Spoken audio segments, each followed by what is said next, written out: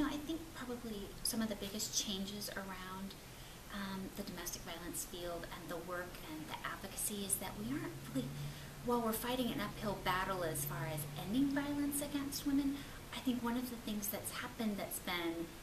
wonderful is that we aren't fighting within ourselves, or fighting systems. We have some natural partners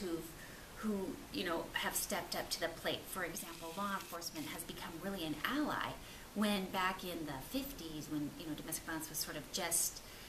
we were defining it, we were recognizing it barely in the 70s.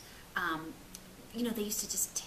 there weren't a lot of arrests, or victims of domestic violence were being arrested as well, because it was just considered a domestic dispute, or they would just take the perpetrator for a walk around the block to cool off. And so now I think what we're seeing is that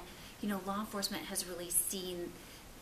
the level of lethality and the danger with these cases, and they are, they send two officers to a call, and they respond appropriately, and they determine who's the primary aggressor, and they make arrests. And so that's been sort of like this shift in the last 20 years. Also, as far, kind of along those same lines, is we see a shift around an ally that historically was not an ally for victims of domestic violence, which is like child protection services or DSS, whereas we used to consider,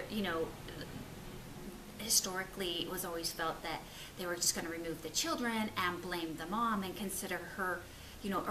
charge her with failure to protect or something, to protect her children, when she had no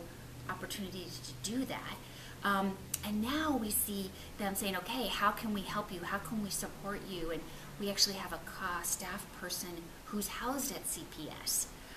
that does a lot of advocacy with those families, and trains and provides expertise around domestic violence to a lot of the CPS workers. So those are two really kind of, system-wide changes that we've seen in the last 20 years, which I think have really enabled advocates to do a lot more work supporting families and do some safety plan,